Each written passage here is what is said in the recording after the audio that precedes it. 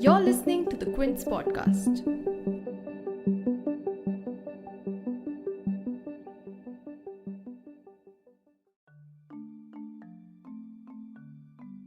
Delhi's Patiala Court on 23rd February granted bail to Bangalore-based climate activist Disha Ravi, who was arrested on 14 February in connection with a toolkit on the farmers' protest on 26 January that was tweeted by Swedish activist Greta Thunberg. In his order granting bail, additional Sessions Judge Dharmender Rana said, and I quote, "Considering the scanty and sketchy investigation, I do not find any palpable reason to breach the rule of bail for a 22-year-old girl who has absolutely no criminal antecedents." Ravi has been directed to furnish 2 sureties of ₹1 lakh each for her release, which was argued by her lawyer Siddharth Agarwal, as her family is not of means. However, the court has denied this request. Ravi has also been directed to cooperate with the ongoing Delhi police investigation and to not leave the country.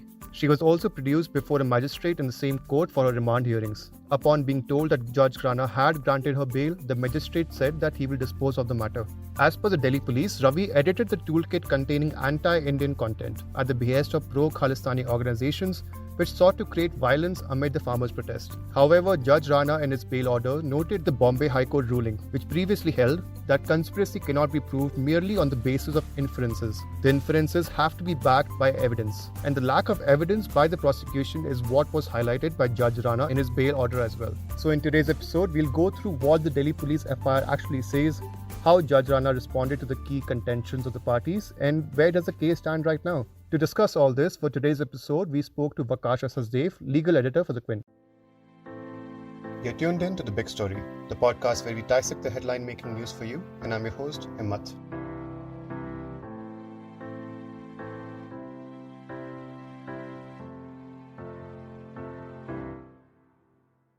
So let's start at the beginning of the case with Delhi Police's FIR. Now, the FIR in the case was not available to media up until recently, and it states that the toolkit called for, and I quote, economic warfare against India and certain Indian companies, and also to, and I quote, target symbols linked to Indian cultures such as yoga and chai. To know exactly what the FIR states and what evidence the Delhi Police has provided to back up its claims, here is Vakasha Sachdev, legal editor for the Quint.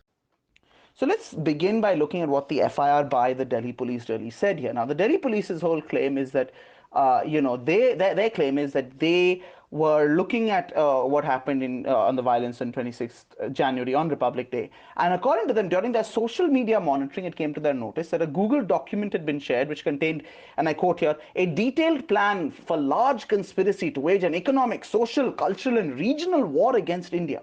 Now, this is obviously very, very serious claims. I mean, to talk about waging war against India means you've obviously going to have some very, very serious evidence to back that up, right? I mean, or that's what you'd imagine. Because when we actually then look at what the Delhi police have said in the FIR about the toolkit, I'm going to just tell you what they said here, and then you can obviously judge for yourself. The stuff which they call out as being a problem is where it says, on 26 January, that's going to be a major day of globally coordinated actions. Show your support at local physical locations. Either find protests or participate in large or small ones or organize one. That is supposedly a big problem. The fact that they also say that, organize solidarity protests near Indian embassies or near local government offices. The other things cited from the toolkit are that they say you are encouraged to organize gatherings as and when possible, even after 26th January. Again, this is all supposedly evidence for waging war on India, which therefore amounts to sedition.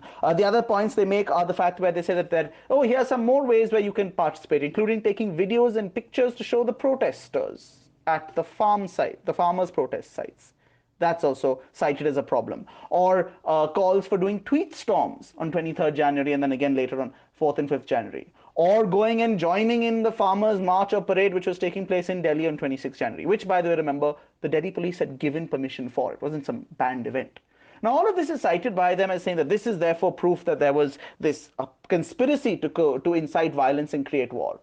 But on what real basis? I mean, it's staggering when you see some of the points made. They also talk about the fact where they say that there was a plan, that the toolkit called for economic warfare against India and certain Indian companies. All the toolkit does, it talks about a boycott and protest against Reliance and Adani. But that's supposedly now economic warfare against India. Or they're very upset over the fact that there's a call to target symbols linked to Indian culture such as yoga and chai. Again, if someone says they want to change the impression which people have in their minds about India just being a land of yoga and chai, is this an attack on Indian culture? I mean, there is no logical basis to say that any of this constitutes a war against India. And yet, that's what the FIR did. It goes on to say that, many other entities, websites, journalists, fact checking websites, and other organizations are mentioned by the conspirators as their potential allies. Again, is saying that there are people who are going to be reporting the right thing, or who are going to be fact checking things, or who might help with spreading your message. Is this illegal now? Is this, as the police claim, a plan to disrupt public order? I mean, it's staggering when you see all of this, as I said. And I mean, just going through it just makes you wonder how exactly this was done. Because the police claim that all of this shows that there was a pre-planned conspiracy meant to undermine India's sovereignty and integrity, security of the state, and public order. Now, again, remember, these are very specific terms. These aren't just casual things you can throw around. So if you're going to make a claim for this, you have to have a lot of evidence. But no evidence is provided at any point in the FIR itself for any of this. And as Judge Dharmender Rana continuously kept pointing out during the bail hearing on Saturday, none of this was being presented to him either. There's the fact that they later say, oh, what about Six for Justice? They're a banned organization. They had offered a reward for people to go and put a secessionist flag at India Gate on Republic Day.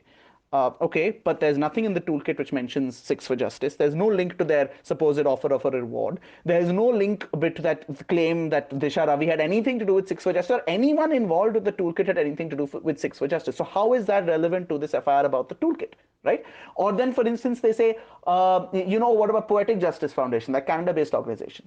As the judge again kind of asked them multiple times in the hearing, are they a banned organization? No. Are Mo Dhaliwal or Anita Lal, the founders who you say have Khalistani links? They may well be Khalistani sympathizers. Does that make associating with them illegal? No, because they're not a banned organization. They're not criminals.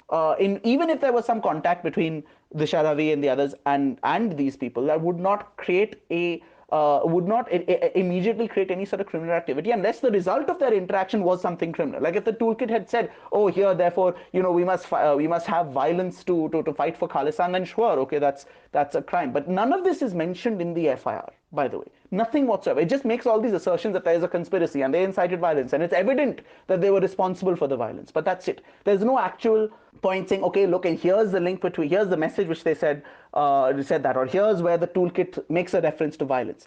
And this is all very, very important because all of this is picked up in the bail order by Judge Dharmender Rana. All these points which any logical person could have looked at this FIR and been like, you know what, this doesn't make sense. And as you'll see, whether it's stories we've done on Quint or other websites which have also analyzed the FIR, they've all come to the same conclusion. Where exactly is any link to the violence which took place on Republic Day? And there is nothing whatsoever in that FIR. And all of this is pointed out basically by the judge in the bail order. And there's some very, very, very important things there. Note that all these kind of claims about the toolkit, these didn't originate with this Delhi police FIR. As we said, 3 p.m. on 4th February is when the FIR was registered. But when did all this stuff about the toolkit blow up? It was in the 24 to 36 hours before. And the people who were spreading all of that stuff weren't the police. This was the stuff which was being spread by right-wing trolls online. And the FIR essentially reflects what those trolls were saying. Those same allegations of conspiracy, the same getting upset over yoga and chai, the same things of getting upset over, criticism of the government. None of these are sedition or are illegal. And yet what they were saying has been translated into a criminal complaint, and then not just that, without any further evidence, to the arrest of people. So that's something which, before we even got to the bail order was, I think, a serious, serious problem with this whole case. I think the bail order has cracked open all of those problems very, very clearly for everyone to see. And therefore, it's an absolute must read for everyone. As Vakasha said, the bail order is a must read. So let's go through each of the points mentioned in the order. Now, one of the sections under which Disha Ravi was arrested was conspiring to cause violence in the national capital for sedition under section 124A of the IPC. However, none of the elements of the toolkit cited by Delhi police in their FIR make any mention of violence or unlawful disruption, which are the key grounds to justify a charge of sedition. And this was also highlighted in the bail order as well, after the judge summarized evidence provided by Delhi police. Detailing the evidence provided by Delhi police to justify the charges of sedition, Judge Rana went through all the material collected, starting with the contention which detailed the prosecution's case, which was the alleged engagement with the Poetic Justice Foundation, also known as PJF, which the Delhi police have called Khalistani. Judge Rana noted that the PJF is not a banned organization and that there is, and I quote, not even an iota of evidence brought to my notice connecting the perpetrators of the violence on Republic Day with PJF or Disha Ravi. Now, the second point noted in the bail order was the engagement with the banned organization Sikhs for Justice, who, according to the FIR, offered a reward of 250,000 USD for waving a secessionist flag at the India Gate on Republic Day 2021. The judge, in response to the evidence found, said, and I quote, "There is absolutely no link established on record between the applicant/accused and the said banned organization." Third, the alleged involvement with Kisan Ekta Co., an organization based in Vancouver, the judge responded that it has neither been averred nor proved that Kisan Ekta Co. is an organization with seditious agenda. As Vakasha said, Delhi police in the FIR argues that from the contents of the toolkit, the violence which took place on 26 January was, and I quote, "a pre-planned conspiracy meant to undermine India's sovereignty and integrity, the security of the state and public order." However, Judge Rana, in response to this section of the FIR, stated that any call for any kind of violence is conspicuously absent. He added that citizens are conscious keepers of the government in a democracy and said that they cannot be put behind bars simply because they choose to disagree with the state policies. Citing the right to dissent under the right to freedom of speech in Article 19 of the Constitution, the judge said that there is nothing wrong with communicating this dissent abroad as well. Now, a key point in the prosecution was Disha Ravi's conduct. Delhi police highlighted several aspects of her conduct, from the creation and deletion of a WhatsApp group to reaching out to Greta Thunberg for support as well. However, the judge noted, and I quote, "In my considered opinion, creation of a WhatsApp group or being editor of an innocuous toolkit is not an offense. Further, since the link with the said toolkit or PGF is not objectionable, mere deletion of the WhatsApp chat to destroy the evidence linking her with the toolkit and PGF also becomes meaningless." The judge also found that Delhi police had failed to point out how Ravi's forwarding of the toolkit to Greta Thunberg gave a global audience to secessionist elements and could therefore be considered a crime. Now, to sum it all, the judge did note that the investigation is at an early stage and that it is difficult for the police to collect evidence of a conspiracy. Judge Rana further stated, and I quote, "The investigating agency made a conscious choice to arrest the applicant accused upon the strength of the material so far collected, and now they cannot be permitted to further restrict the liberty of a citizen based on propitious anticipations." Vakasha notes that Judge Rana's careful dissection of the case in the bail order points to the value of dissent and the ability to disagree with your government. Hemant, you've obviously taken people through some of these points which have been made here by the judge, and I think it's very useful to sort of look at what he said about each of those allegations. How there's not an iota of evidence of XYZ claim, there's no evidence of a link to Six for Justice, there's nothing to show poetic justice for a banned organization or a criminal organization. All of this stuff, right? And the judge saying that, for instance, in my considered opinion, creation of a WhatsApp group, being editor of an innocuous toolkit, deleting a WhatsApp group, none of these are criminal offenses. And the judge has very, very clearly kind of made all of these points there. But I think there's some other very kind of important points about dissent and the value of being able to disagree with your government, which are crucial. Because as the judge points out in the Kedarnath Singh judgment, which is one of the most important, which is the absolute base of anything. If you're going to talk about sedition, you have to talk about Kedarnath judgment, 1962 Supreme Court.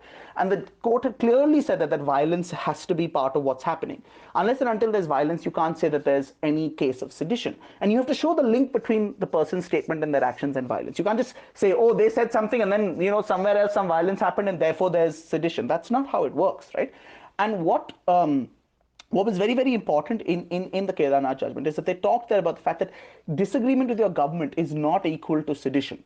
And then building on that, Judge Dharmender Rana has made some very, very, very, very powerful lines in this judgment. I'm going to read out a couple of those. So one is where he says that, citizens are conscience keepers of government in any democratic nation. They cannot be put behind the bars simply because they choose to disagree with the state policies. The offense of sedition cannot be invoked to minister to the wounded vanity of the government. And he's quoted a Supreme Court judgment for this. A very, very powerful line there, and because we've seen how sedition is constantly just being thrown out and used against critics. That's not how it's supposed to work. He has another line where he says, difference of opinion, disagreement, divergence, dissent, or for that matter, even disapprobation are recognized legitimate tools to infuse objectivity in state policies. An aware and assertive citizenry, in contradistinction with an indifferent or docile citizenry, is indisputably a sign of a healthy and vibrant democracy. So he's recognizing the importance of not just dissent or disagreement, but even being critical of your government is very crucial to a democracy. And there's so much where he's talked about how this involves even talking to people outside the country. You can't just say that, oh, you can't talk to anyone outside the country because that's maligning the country. No, that's not how it works. That's not illegal. You have a right to freedom of speech. You have a right to dissent. That includes talking to someone else. And that can be someone abroad. There's nothing wrong whatsoever with that. I think, the sort of last point is, going back to something which I talked about in the FIR, that the police went ahead with this when they didn't have any real evidence. Right? They just made assertions in the FIR that, oh, this is evident that this is a link, and oh, this is why there's a conspiracy. But that's not how you build a case. And the judge recognizes by saying that, look, the investigation is at a nascent stage. Sure, they may find more evidence, but, and I'm going to quote here, the investigating agency made a conscious choice to arrest the applicant accused, Disha Ravi, upon the strength of material so far collected. And now they cannot be permitted to further restrict the liberty of a citizen on the basis of propitious anticipations. And that's basically all this is. Or later he calls, omnibus accusations which are neither logical nor legal. Like, these are very, very powerful things, because what the judge has done is he's really looked at what the court has, what has been submitted to the court, and he's found that there is literally nothing which backs up all these claims which were being made. And as I said, the very, very good thing about this is that the judge's approach is very sound, and you could see it from the time of the hearing. You could see that during the hearing itself, he kept asking these questions from the police. There's a point where I think he says, "Prosecutor Saab, I don't think you're understanding my question," because the government's lawyers were just not responding. So what you got from the judge here is a very, very solid order. It builds on the way he approached this whole thing during the bail hearing, and what you've got is a solid protection of someone's liberty, and a very solid rap on the knuckles for the police that you can't just go around arresting people without having any reason to do so. If you want to read more on Disha Ravi's bail order and the entire Toolkit case, head over to the Quint's website. You can also find all the updates regarding the case on all our social media channels. If you liked listening to this episode, please subscribe to The Big Story for episodic updates. We're available on Apple, Google Podcasts, Spotify, JioSaavn, and most of the other popular podcast streaming platforms. For other podcasts, please log on to the Quint website, and for any feedback, please shoot an email to podcast@thequint.com.